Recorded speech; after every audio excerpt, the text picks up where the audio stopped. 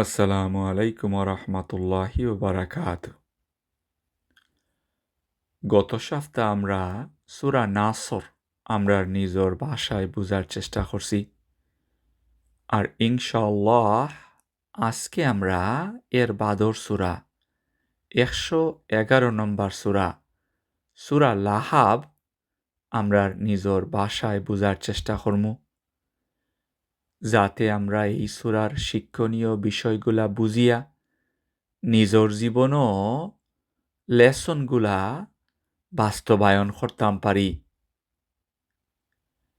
এই সূরার মূল মেসেজ হইল, আমরা যদি আমরার সম্পদ, ক্ষমতা, নিজের পারিবারিক অবস্থান অথবা শ্বশুর বাড়ির পারিবারিক অবস্থানের উপরে বর করিয়া সত্যর বিরুদ্ধে অর্থাৎ রাসূল সাল্লাল্লাহু আলাইহি ইসলামর মাধ্যমে আল্লাহ আমরারে যে সঠিক সরল জীবন ব্যবস্থা দিছেন ইটার বিরুদ্ধে অবস্থান নেই, তাইলে যে আমরা কোনো অবস্থায় সফল হইতাম পারতাম নাই। আল্লাহ এই সূরাত তুলিয়া ধরছেন আবুল আহাবর অবস্থা, যে আমরার আগে এই চেষ্টাটা করিয়া করুণ পরিণতি ভোগ করছে, যাতে আমরা তার ভুল থাকি শিক্ষা নিতাম পারি। অতএব এই সূরাটা পড়ার সময় খালি আবুল আহাবর আমল রে গিন্নাইলে হইতো নাই, নিজের আমলের দিকে খেয়াল করা লাগব আর নিজেরে এই ধরনের জঘন্যতম আমল থাকি বাঁচাইয়া রাখা লাগব। কুরআন শরীফও এই সূরার অবস্থানের দিকে খেয়াল করলে আমরা দেখমু যে এই সূরার আগর দুইটা সূরা আছিল সূরা আল কাফিরুন এবং সূরা আন নাসর। আল্লাহ প্রদত্ত জীবন ব্যবস্থা এবং বাতিল জীবন ব্যবস্থা যে কোনো সময়ই এখানো করা যাইত নাই, কারণ এই দুইটা সম্পূর্ণ বিপরীতধর্মী ওয়ে অফ লাইফ। ইটা আল্লাহ তুলিয়া ধরছিলা সূরা আল কাফিরুন। আর নবী করিম সাল্লাল্লাহু আলাইহি ইসলামরে আদেশ দিসলা তাইন যাতে ইটা ওপেনলি ঘোষণা করেন আর কুফরির লগে কোনো ধরনের কম্প্রোমাইজ না করেন। নবী করিম সাল্লাল্লাহু আলাইহি ইসলাম আল্লাহর এই আদেশটারে অক্ষরে অক্ষরে পালন করছিলা, কিন্তু আমরা দেখছি যে আল্লাহর এই সিদ্ধান্তটা বাস্তবায়িত করতে গিয়া নবী করিম সাল্লাল্লাহু আলাইহি ইসলামর জীবনে অনেক প্রতিকূলতা সহ্য করতে হইছে। মক্কার পাওয়ারফুল মানুষ সকল তো রাতো তান অনুসারী অকলতে অত্যাচার, নির্যাতন, জেল জুলুম আর বৈষম্যর শিকার হইতে হইছে। অতএব নবীজির জীবনের এই উদাহরণ থাকি আমরার লাগি শিক্ষণীয় বিষয় হইল যে সত্যরে সাময়িকভাবে দুর্বল মন হইলেও সত্যরে আঁকড়াইয়ে ধরা লাগব, কারণ সত্যর বিজয় নিশ্চিত এবং অতি নিকটে। যেটা আমরা দেখতাম পাইছি এর বাদর সূরা আন নাসর। আর আলটিমেটলি সত্যর যখন বিজয় হয় তখন সাময়িকভাবে দুনিয়াবী জীবনও শক্তিশালী, বাতিল শক্তি অকলতর কি দশা হয় ইটা আল্লাহ তুলিয়া ধরছেন সূরা লাহাব। অতএব এই তিনোটা সূরা লইয়া তাদাব্বুর করলে আমরার বিশ্বাস আরও শক্তিশালী হইব আর আমরা ধৈর্য ধারণ করিয়া আমরার জীবনের মূল লক্ষ্যর দিকে আগাইয়া যাইতাম পারমু। সূরা লাহাব একটা মাক্কি সূরা এবং সূরাটার মাঝে মাত্র 5টা আয়াত আছে। এই সূরার শানে নুজুল থাকি আমরা জানতাম পারি যে রাসূল করিম সাল্লাল্লাহু আলাইহি ইসলাম একদিন সাফা পাহাড়ও উঠিয়া তান বংশর সব মানুষে ডাকিয়া এখানো দলা করলা আর তারারে কইলা যে আমি যদি তোমরারে কই যে এই পাহাড়র ফিসে একটা সৈন্যদল অ্যাটাক করবার লাগি আগ্রহী আইতে আছে, তাইলে তোমরা আমার কথা বিশ্বাস করবাইনি। তারা তখন সব এক বাক্যে কইল যে, নিশ্চয়ই তোমারে বিশ্বাস করমু, কারণ তুমি কোনোদিন আমরার লগে মিছা মারছ না। তখন তাইন কইলা যে, আমি আইজ তোমরারে এর তাকি আরো বড় এক আজাব তাকি সতর্ক করবার লাগি এখানো করছি। যদি তোমরা শির্ক আর কুফরির উপরে অটল থাকো, তাইলে এই শাস্তিটা তোমরারে গ্রাস করব। ইহতা শুনিয়া আবুল আহাব জ্বলিয়া ফুরিয়া উঠল আর কইল, তুমি ধ্বংস, ইহতা কইবার লাগিনি তুমি আমরারে এইখানো করছ। হইয়া হে একটা পাথর দিয়া নবী করিম সাল্লাল্লাহু আলাইহি ইসলামরে মারতে চাইছিল। উলামা অখলতর মতে এই ঘটনার পরিপ্রেক্ষিতে এই সূরাটা নাজিল হইছিল। আর আল্লাহ কুরআন শরীফও এই সূরাটা ক্যাপচার করিয়া রাখছেন, যাতে আবুল আহাব এবং কিয়ামতর আগ পর্যন্ত আওয়া তাল্লা খান মানুষ অখলতর কি দশা হইব, ইটা লইয়া চিন্তা করিয়া আমরা শিক্ষা নিতাম পারি। সত্য যে বিজয়ী হইব, ইটা তুলিয়া ধরছেন সূরা নাসর, আর বাতিল যে ধ্বংস হইব, ইটা তুলিয়া ধরছেন সূরা লাহাব। আবুল আহাব হইল ইসলামর একমাত্র শত্রু, যারে কেন্দ্র করিয়া এই সম্পূর্ণ সূরাটা নাজিল হইছিল। এমনকি আবু জাহেলরে উদ্দেশ্য করিয়া ফুরা কোনো একটা সম্পূর্ণ সূরা নাজিল হইছে না। অতএব নবী করিম সাল্লাল্লাহু আলাইহি ইসলামর এই জঘন্যতম শত্রুর চারিত্রিক বৈশিষ্ট্য জানা লাগব, যাতে আমরা নিজেরে এই ধরনের চারিত্রিক বৈশিষ্ট্য থাকি রক্ষা করতাম পারি। আমরা সকলেই জানি যে আবুল আহাব নবীজির চাচা আছিল। নবী করিম সাল্লাল্লাহু আলাইহি ইসলামর বাবার হাতন মার্গরর বাই, কারণ আব্দুল মুত্তালিবর 6 বউ আসলা। আবুল আহাব মক্কার একজন ফেমাস এবং ধনী মানুষ আছিল। আর ধনী হওয়ার তো কথাই, কারণ হে আছিল কাবা শরীফর ট্রেজারার। অতএব তারে তখনকার দিনও মক্কার অর্থমন্ত্রীও হওয়া যায়। আর আমরা দেখি যে আজকালকার সমাজও অর্থমন্ত্রীর ক্ষমতা অন্যান্য মন্ত্রী থাকি বেশি। প্রধানমন্ত্রীর অত্যন্ত খাসের মানুষ। তার আসল নাম আছিল আব্দুল উজ্জা, অর্থাৎ উজ্জার গুলাম। আর উজ্জা হইল তারার একটা দেবতা, কিন্তু তারে সবে আবুল আহাব হিসাবেই চিনত, কারণ তার শরীরের রং খুব ফর্সা আছিল। আর রাগ উঠলে আরো লাল হয়ে যেত, আগুনের লুক খাল্লা খান। ওতার লাগি মানুষে তারে আবুল আহাব হইয়া ডাকত। হে যেহেতু হাসিমর নাতি, অতএব বংশমর্যাদার দিক থাকিও সমাজের মাঝে উচ্চস্তরের মানুষ আছিল। তার বউরেও যেহেতু এই সূরাত মেনশন করা হইছে, অতএব আমরা তার বউ সম্বন্ধেও জানিলাই। তার বউ উম্মে জামিল হিসাবে সমাজের মাঝে পরিচিত আছিল, কারণ বেচারি খুব সুন্দর আছিল। ওতার লাগি মানুষে তানরে সুন্দরীর মা উম্মে জামিল কইয়া ডাকতা। আর উম্মে জামিল আসলা উমাইয়ার নাতিন, অতএব উসা বংশর বেটি। যেহেতু নিজেও উসা বংশর, জামাইও উসা বংশর, দুজনই দেখতে খুব সুন্দর, জামাই অর্থমন্ত্রী, অতএব বেচারির খুব অহংকার আছিল। তারা দুজনের চারিত্রিক বৈশিষ্ট্য অত্যন্ত জঘন্যতম আছিল। নবী করিম সাল্লাল্লাহু আলাইহি ইসলাম যখন তান গরো বইয়া কুরআন তেলাওয়াত করতা, তখন উম্মে জামিলে ইটাইয়া ইটাইয়া নবী করিম সাল্লাল্লাহু আলাইহি ইসলামর গরো ময়লা আবর্জনা ফালাইত। তাইর জীবনের মিশনই আছিল নবী করিম সাল্লাল্লাহু আলাইহি ইসলামরে হেয় প্রতিপন্ন করা, তাইর ওয়ালি আবুল আহাবরে অনুসরণ করা।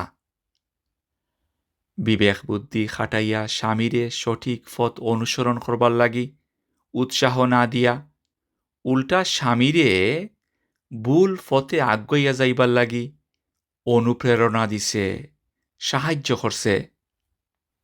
উম্মে জামিলর ভুল তাকি আমরার মা বইনেনতে যাতে শিক্ষা গ্রহণ করইন, ওতার লাগি আল্লাহ 1400 বছর আগে দুনিয়াত আওয়া এই মহিলাটার ঘটনা কুরআন শরীফও ক্যাপচার করিয়া রাখছইন। ইনশাআল্লাহ ওখন আমরা এই সূরার আয়াতগুলা আলাদা আলাদাভাবে বুঝার চেষ্টা করব। আউযু বিল্লাহি মিনাশ শাইতানির রাজীম। বিসমিল্লাহির রাহমানির রাহিম। তাব্বাত ইয়াদা আবি লাহাবি ওয়া তাব। তাব্বাত মানে নিশ্চিত ধ্বংস হইব। ইয়াদা মানে দুয়াত আবুল আহাবর, ওয়াতাব মানে হে নিজেও ধ্বংস হইব। তাব শব্দর মানে হঠাৎ করি মৃত্যু নাই, ধীরে ধীরে দুর্বল হইয়া নিশ্চিত করুণ পরিণতির দিকে আগাইয়া যাওয়া। উলামা অকলতর মতে তার দিওয়াত যে ধ্বংস হইব, ইটা স্পেসিফিকলি মেনশন করার কারণ হইল হে তার আঁত দিয়া ফাতর তুলিয়া নবী করিম সাল্লাল্লাহু আলাইহি ইসলামর দিকে নিক্ষেপ করতে চাইছিল ওতার লাগি, অর্থাৎ তার শরীরের শক্তি ইউজ করিয়া আতর মাধ্যমে যে ক্রাইম করতে আসিল ওতার লাগি। তার ডাইনাত ধ্বংস হওয়ার ফলে হে আক্রমণ করতে পারত নাই, আর বামাত ধ্বংস হওয়ার ফলে হে আত্মরক্ষাও অর্থাৎ নিজেরে কোনো ধরনের অ্যাটাক থাকি বাঁচাইতে পারত নাই। আত শব্দটা খালি তার শরীরের অঙ্গটারেই বুঝায় না, আতর মাধ্যমে দুনিয়ার মাঝে হেজে টেকা পয়সা, সম্মান, প্রতিপত্তি খামাইছে, এই সবগুলা যে ধ্বংস হয়ে যাইব ইটাও বুঝায়। হেজে ডিফেন্সলেস অবস্থায় মারা যাইব এবং অনন্তকালর লাগি ডিফেন্সলেস থাকব, ইটা বুঝায়। ঐতিহাসিক হলতর মতে হে অত্যন্ত ধূর্ত আছিল, সবসময় নিজের স্বার্থর কথা চিন্তা করত। আবু জাহেলুল্লাহ খান লিডারশিপ কোয়ালিটিস তার আসিল না, ওতার লাগি একটা উসিল্লা দরিয়া বদরর যুদ্ধত শরিক হইছিল না, কিন্তু মক্কাত তাকিয়াও হে বাঁচতে পারল না। যে বদরর যুদ্ধত আবু জাহেল সহ অন্যান্য অনেক মক্কার লিডার অকল মারা গেল, তার অল্প কয়েকদিনের ভিতরেই হে একটা সংক্রামক বেমারও আক্রান্ত হইয়া অত্যন্ত নিঃসঙ্গ অবস্থায় মারা গেল। তার এই বেমারটা হাসি যাইব গিয়ে ওতার লাগি তার ফুরুত্তাও মরার আগে এবং মরার বাদে তার লাশর গালাত গেছে না। অত্যন্ত প্রভাবশালী মানুষ, মক্কার অর্থমন্ত্রী হওয়ার বাদেও কোনো একটা মানুষে তারে খয়বর দেওয়া তাইছে না, এমনকি তার নিজের বাচ্চা কাচ্চাও খলতেও তার মৃতদেহ তাকি দূরে থাকছে। তার লাশ ফসিয়া বেমার সমাজের মাঝে ছড়াই যাইব, এই ভয়ে তারা কিছু কৃতদাস সকলতরে ভাড়া করিয়া মাটির তলে গাঁথানির ব্যবস্থা করছে, আর ভাড়া করা কৃতদাস সকলতেও তার লাশ স্পর্শ করছে না। অত্যন্ত নির্মমভাবে লাঠি দিয়া টানিয়া লাশরে নিয়া একটা গর্তর মাঝে ফালাইয়া দূর তাকি ইটাইয়া ফাতর ফালাইয়া গর্তটারে ভরাট করছে। আর এইভাবে ওই তার দুনিয়াবী জীবনের সমাপ্তি হইছিল।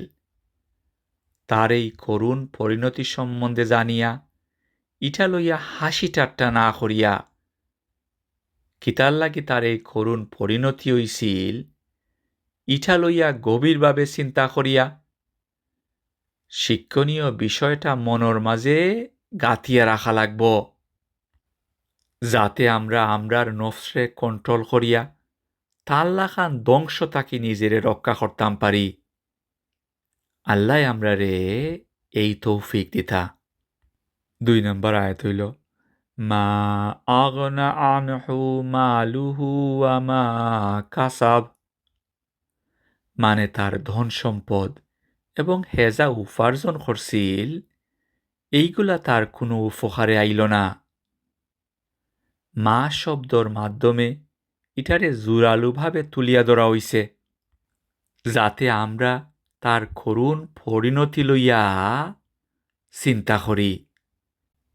আর আমরাও যদি আমরা টাকা পয়সা, ধন সম্পত্তি, পারিবারিক স্ট্যাটাস আর সমাজও নিজের অবস্থানের উপরে ভিত্তি করিয়া নিজের একগুয়ামির লাগি সত্য অ্যাকসেপ্ট করতে অস্বীকার করি আর ক্ষমতা খাটাইয়া সত্যরে থামাইবার চেষ্টা করি, তাইলে আমরারও যে এই ধরনের করুণ পরিণতি ভোগ করা লাগতে পারে, ইটার ব্যাপারে আল্লাহ আমরারে হুঁশিয়ারি দিছেন এই আয়াত। 3 নম্বর আয়াত হইল সাইয়াসলা নারান যাতা লাহাব, অতি শীঘ্রই হে গিয়া হামাইব লাহাব, দাউ দাউ করিয়া জ্বলা জাহান্নামর আগুন। What a coincidence! তার ডাক নামও আছিল লাহাব এবং তার চিরস্থায়ী ঠিকানাও হইব লাহাব। 2 নম্বর আয়াত আল্লাহ তার দুনিয়াবী জীবনের করুণ পরিণতি তুলিয়া ধরছিলা, আর এই আয়াত তার অতি নিকটবর্তী ভবিষ্যৎ অবস্থা তুলিয়া ধরছইন। সাইয়াসলা মানে হে খুব শীঘ্রই প্রবেশ করব, নারান যাতা লাহাব, ব্লেজিং ফায়ারও, দাউ দাউ করিয়া জ্বলা আগুনও। এই ধরনের আয়াত যখন আমরা পড়ি তখন তাড়াহুড়া করিয়া বাদর আয়াত না গিয়া সিজদাত ফরিয়া আল্লাহর কাছে ফরিয়াদ করা লাগব, তাইন যাতে আমরার ব্যাপারে আমরার ভুলর লাগি এই ধরনের সিদ্ধান্ত না নেন। আমরা যাতে আমরার ভুল সংশোধন করিয়া মরার আগেওই তবার মাধ্যমে তান গেছে ফিরিয়া আইতাম পারি। আল্লাহ আমরারে এই তৌফিক দিতা। এই আয়াতগুলা থাকি আমরা আবুল আহাবর ক্রাইম এবং তার করুণ পরিণতি সম্বন্ধে জানলাম, যাতে আমরা যারা আবুল আহাবরে অনুসরণ করার সম্ভাবনা আছে তারা যাতে নিজেরে কন্ট্রোল করিয়া এই ধরনের করুণ পরিণতি থাকি নিজেরে বাঁচাইয়া রাখতাম পারি। এর বাদর 2টা আয়াত আল্লাহ আবুল আহাবর পার্টনার ইন ক্রাইম, তার বউর করুণ পরিণতি তুলিয়া ধরছইন, যাতে আমরার মা বইনিনতে এর তাকি শিক্ষা নিতা পারইন, তারার স্বামী অকলতরে ক্রাইম করাত সাহায্য সহযোগিতা না করইন। 4 নম্বর আয়াত হইল ওয়ামরাআতুহ হাম্মালাতাল হাতাব, ওয়ামরাআতুহ, এবং তার স্ত্রীও, অর্থাৎ আবুল আহাবর স্ত্রী। কুরআন শরীফ ও স্ত্রী বুঝাইতে 2টা শব্দ ব্যবহার করা হইছে।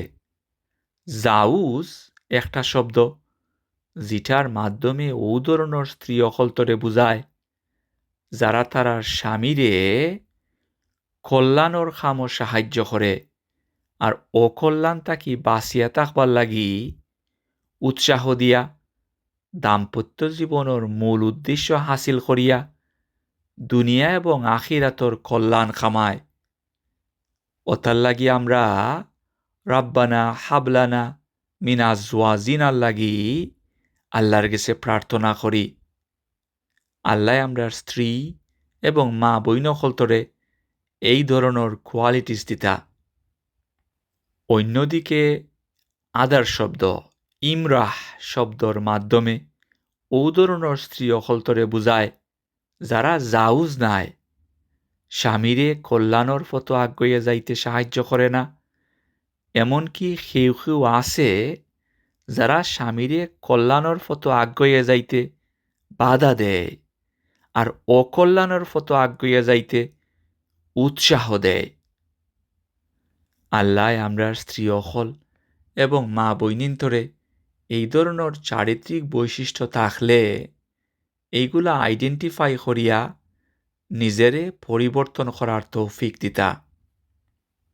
ও আমরা তু হইয়া আল্লাহ কইসইন হাম্মালাতুল হাতাব, লাখরি বহনকারিণী বেঠি। আমরা অলরেডি জানি যে বিচারি অত্যন্ত সুন্দরী, উসা বংশর অর্থাৎ উমাইয়ার নাতিন, লিডার আবু সুফিয়ান রাদিয়াল্লাহু তাআলা আনহু যেইন বাদে ইসলাম গ্রহণ করছিলা তান বইন, কাবা শরীফর ট্রেজারার মুতাল্লির বউ আর বাদেও আল্লাহ কিতার লাগি এই বিচারির যে জ্বালানির লাখরি বহনকারিণী হইয়া আখ্যায়িত করলা, ইটার ব্যাপারে উলামা হলতে বিভিন্ন অপিনিয়ন ব্যক্ত করছইন। যেমন ই বেচারিয়া নবীজির ফটো খাটা ফালাইয়া নবীজিরে কষ্ট দিত, নবীজির বিরোধিতা করবার লাগি স্বামীরে ইন্ধন দিত, খুদসা রটনা করত, একজনের কথা আরেকজনরে কইয়া সমাজের মাঝে আগুন লাগাইত। ওতার লাগি আল্লাহ আবুল আহাবর ইমরাহ, পার্টনার ইন ক্রাইম রে আগুনর লাখরি বহনকারিণী হইসইন। এই সেলিব্রিটি কাপুল যেইভাবে দুনিয়ার মাঝে একে অন্যরে রাসূল সাল্লাল্লাহু আলাইহি ইসলামর বিরুদ্ধে ক্রাইম করতে একলগে খাম করছে, এইভাবে তারা দুজখর মাঝেও একলগে শাস্তি ভোগ করব। আল্লাহ আমরারে এই ধরনের স্বামী এবং স্ত্রী ওয়াত থাকি হেফাজত কর্তা। আল্লাহর দেওয়া নিয়ামত যেমন ধন সম্পত্তি, ক্ষমতা, পারিবারিক এবং সামাজিক স্টেটাস সহ অন্যান্য সব ধরনের নিয়ামত ইউজ করিয়া দুনিয়া এবং আখিরাতর কল্যাণ থাকি হেফাজত কর্তা। ফাইনাল আয়াত হইল ফি জিদিহা হাবলুম মিন মাসাদ।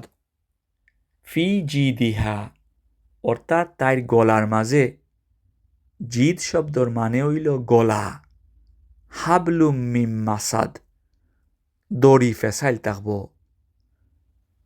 অনেকের মতে তাইর একটা ভেরি এক্সপেন্সিভ গলার অলঙ্কার আছিল, আর মানুষরে এই অলঙ্কার দেখাইয়া কসম খাইয়া হইতো দরকার লইলে এই অলঙ্কার বেচিয়াও নবী করিম সাল্লাল্লাহু আলাইহি ইসলামর বিরুদ্ধে শত্রুতামূলক খামও ব্যয় করব। মুফাসসির হলতর মতে তাইর এই ডিটারমিনেশনের প্রতিদান স্বরূপ গলার মাঝে লোহার বেরি ফিন্দাইয়া তাইরে দুজখর মাঝে নিক্ষেপ করা হইব এবং শাস্তি চলতে থাকব। আল্লাহ আমরারে এই সূরার শিক্ষণীয় বিষয়গুলা মনের মাঝে রাখিয়া দুনিয়া এবং আখিরাতর সফলতা অর্জন করার তৌফিক দিতা। আসসালামু আলাইকুম ওয়া রাহমাতুল্লাহি ওয়া বারাকাতুহু।